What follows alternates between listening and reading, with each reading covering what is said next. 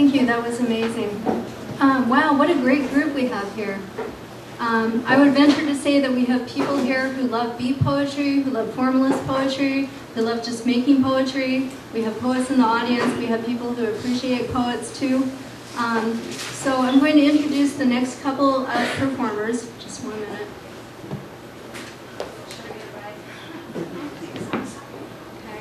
But first I want to say thank you to Curtis White Carroll for getting us all together here at this wonderful venue. It's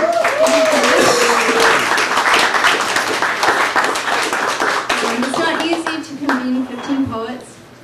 I have a feeling it took a certain amount of effort, and thank you, Curtis, for doing that. So I'm going to be introducing Holly Asher, Judy Coleman, and Amy Harper. And before I do, Curtis, any changes? Just Doug's next, and then Holly Fisher. Oh, okay. So, so it's going to be Doug Spangle, Holly Fisher. Yeah. And then Judith Coleman? No, then David. Oh, okay. So we're just taking this one day at a time. We'll just do Doug Spangle and Holly Fisher. Yep. Okay. And welcome here tonight. There are people here who are very new to poetry, and there are people who have been making poetry for a long time. If you hear someone that you really admire, you might want to go talk to them after and see if they have a chapbook. And here are our performers.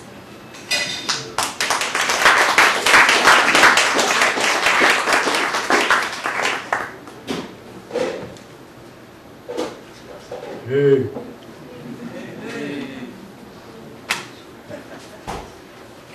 A long time ago, when the world was young, before I came to Portland, I lived in northern Wisconsin. This poem dates back to living in the great North Woods.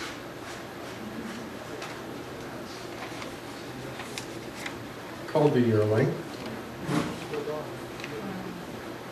Early in November, we drove on Timber Lane toward twilight, sun beginning to go down gray. Me and Charlie in his '63 Volkswagen, just bullshitting, doing about 35. Took the big curve down there in the swamp, and I saw a doe and yearling standing outside the turn, almost invisible against the bird brush and gravel. I remember this, wanting to nudge Charlie, wanting to say, look at them. Come deer season, they'll all be gone. Left it unsaid. We hit the curve. The doe leaped off to the outside, but that yearling sprung our way and took the hood chest first. Just jumped the wrong way, too young yet to know any better. Gray flashing across the windshield, and Charlie hauling on the wheel for all he's worth to keep us on the road, cursing, God damn, God damn. Slewed 100 feet or so out of control and into the bushes, finally stopped. Charlie, head in his hands, slumped on the wheel, saying softly, oh shit, over and over, shaking and face gone all gray. And me, Jesus Christ, I thought you saw him, Charlie. Big mother dent and one headlight punched out, just hanging by its wires inside the socket. Knew it got him then. Down the road, saw only gray. Said, let's go look. But Charlie, still head on the wheel, you go. I don't want to see it. I don't want to see it. Went back alone. Then I found the yearling, trying to hide from me, keeping still out of instinct, barely breathing. Saw his coat still dappled faintly with pale spots, camouflage no good to him now. Then I saw his front leg wrapped back around his head. No leg should look like that. I knew it was broken at least in 3 places. And then he craned his neck around and looked at me, and Jesus, I never want anything to look at me like that again. Mute, stricken look, frantic, fearful, wild eyes spiking right through me, knowing me as killer. I looked at my feet, gave him a nudge with one boot. He tried to get up and run, his front hoof dangling useless like a length of rubber hose, then fell back over kicking. I took a tire jack from the car and told Charlie, quick or slow, that deer's dead, the quicker the better. Charlie saying, just don't let me see it. Jesus, I can't do it. Just do it fast, I don't want to look. So I went back knowing the jack was too short and too stubby, knowing it wouldn't be a clean killing at all. Just took the jack and heaved it up like a sledgehammer, and oh shit, that deer looked up at me again, and I almost faltered then, almost checked my swing, and came down half-assed between his ears, and he kicked himself spinning around and around and around, and spraying dirt and blood, just leaves, no blood, just fallen leaves. And me sobbing, "Oh Jesus, please die, please die." And him just twitching then, blood threading his muzzle. And after that, me and Charlie silent in the car, then babbling Lord knows what all the way home, walking into this goddamn stupid actors party, beer bottles clattering, thrust into our hands, and all the idle chit-chat and who's screwing whom, and charades, and take my turn at cribbage, I'm too stoned. Just going back into the cold night air, calling the county mounties, just trying to drink the whole thing away. I kept remembering this. Animal eyes in pain, deep pleading, "I know you're going to kill me quick, kill me clean, do it fast," knowing me the enemy, seeing death in my face.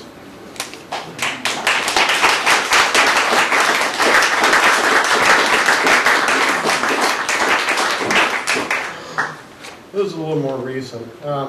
It's basically a book report on guns, germs, and steel by Jared Diamond, called Spark in the Stock. It was the grasses blowing in the hillside with strong stalks and heavy heads. It was the weeds growing among them with tendrils and pods. It was the spark in the fennel stalk. It was the grasses. It was the animals, distemper in the swine and fowl. It was the cattle and mushrooms growing in their dung, and dancing and singing and dreaming and drumming on goatskin. It was the sour grapes. It was the sweet wine. It was the animals. It was the melting snow, and the glaciers retreating, and the grasses returning. It was the fast horses and the turning wheel that was a quartered sun. It was the velocity. It was the flight of arrows and drumming hoofbeats. It was the melting snow. It was the fever, the chills and sweats by firelight. It was a child wrapped in furs. It was its mother's milk. It was prayers and idols and voices in shadow and formulas scratched on bark and clay, and the seeking and the loss. It was the fever. It was the wind. It was the cities and the roads and temples. It was the taxes and the priests and kings. It was water for the animals and sewers under the streets and water in channels. It was tall ships. It was the wind. It was the earth. It was the coal and iron and more wheels rolling by night and by day. It was in the books and it was in the columns. It was the mills and the smoke. It was the rails. It was the earth. It was the spark in the fennel stalk.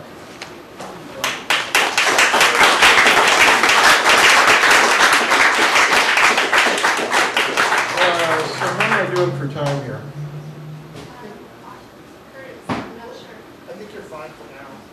Okay. Well, Patrick, this is for you. This is called Black Metal Boogie.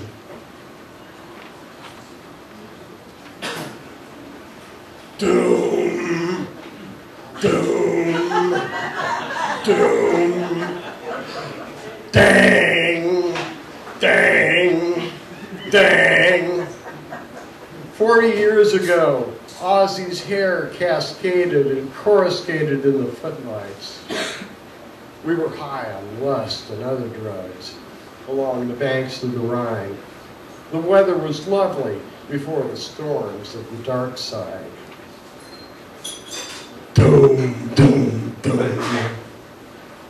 Bama, lama, lama, loo. That was back in the days before the Goths learned how to smelt metal. Now the best minds of my generation are Karl Rove and Al Rushbo.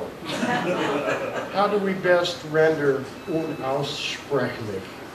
Unspeakable or just unpronounceable?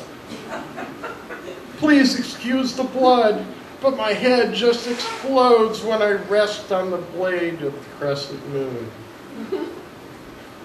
Doom, doom, doom. Mamma mia, It doesn't really matter to me. I'll walk with the misunderstood monsters in the Robin Hood hills of West Memphis. I shall forsake the comic book Nazis, and I will go again to Monster Island, where in the rippling lagoon, something inexorable swims to shore.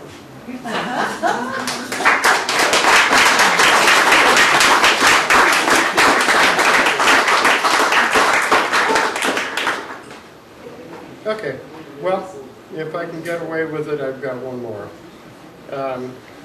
Takes place not far from here, if I can find it, on this is another old one.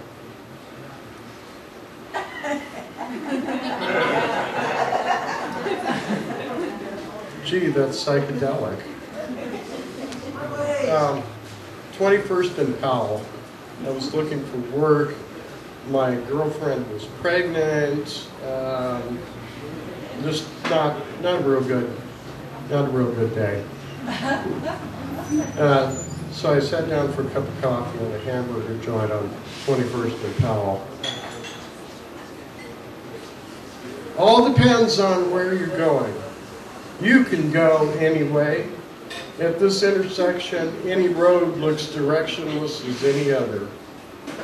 You can go south past the slash and burn of the rail yard. You can go beyond toward the sunny fiction of California. Getting there is easy. The impacted frame houses would frown, decaying. You'd pass the forests only to starve on boiling asphalt. West doesn't look too promising, but cross the river and follow the rumor of water moving until you've breasted the measure of hills and the ocean scoops your skull out, filling your marrow bones. You could go that way, sink into yourself, and never return. North, you can cross the border, trace yearning across canvas white, walk far enough to pass the world's unmarked axle, and not even know you've gone too far. You could sail and blaze like Aurora Borealis just before you pivot and scribe a hyperbola outward. You could go back east. You could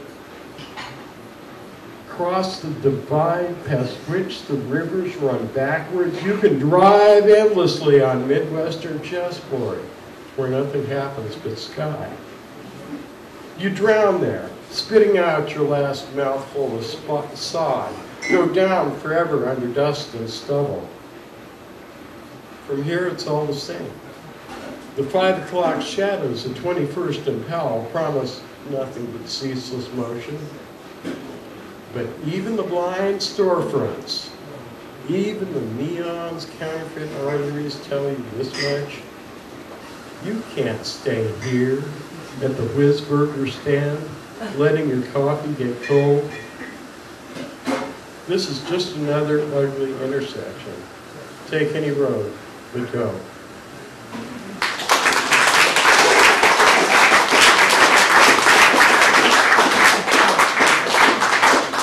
Thank you.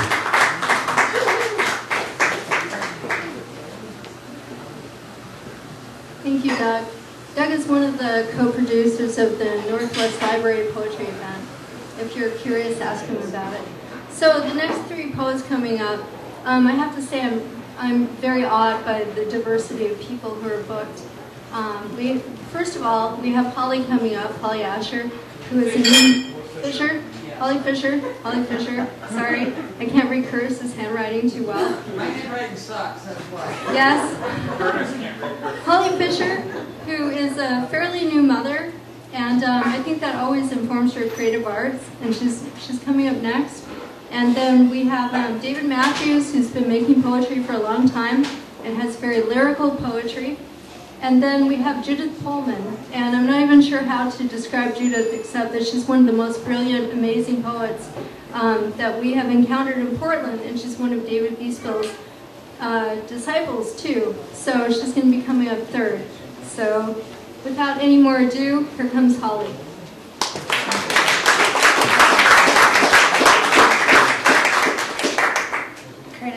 enjoy some. Curtis helped me make this book, so. And that's my baby.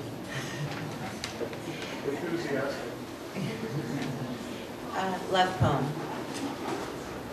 All is well tonight, clear air and stone. I wander through the city with news of your life, your flags at the bay, wind snapping them cold against a stone coast.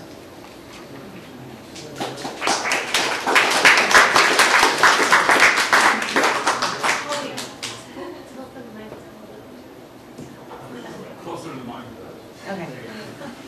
All right, this one's called Missouri Storm. While I was not yet there, you, asleep, sweating imbecility off, drawn upon the banks of restless sleep and unasked for, uncalled for calls on the cell, tremulous in the bones of premonition, towards the chaotic form of insects all blooming like the nerves of your sweating bed of nostalgia, whispering cut phrases of home in which, with sand sleep quivering toes, you throttle, grunt up wasps in air and cough. Wander sudden slow at night as always barefoot on the humid street, melting feet and nails, cotton eyelids into dark, and wander paths of dangerous snakes, tripping sullenly, at times, upon the curb recently placed in childlike, feeble, and prideful temporality. Your sheets twist like the first pride of God, soaked in a moment with cricket rain and the stumbling track. When I arrived, your eyes had gone white through the wet of your eyelids, drunken, crushed with the knowledge of paper tales. Our drunk photographs melding only for others through meddling eyes quite or madly complacent with disheveled want. But it's not quite like that, and I know in my smoke-sodden voice that I saw you, and you brought the rain for when the split sky and blanket came about was the moment that I had arrived and cried at your breath of the west, and your limb quite like light pressed into the air and calling, the storm towards our forgotten siblings. I find you in bed and cannot wake you. This image is mine as your dust dress is yours, mended by constant calls for precipitation. You called the storm, yet still, finally. Wake for me with kindness. Twitch your lids back into the desperate love and constant burial of a goddess, humble as the humid stains that bruise your disguise.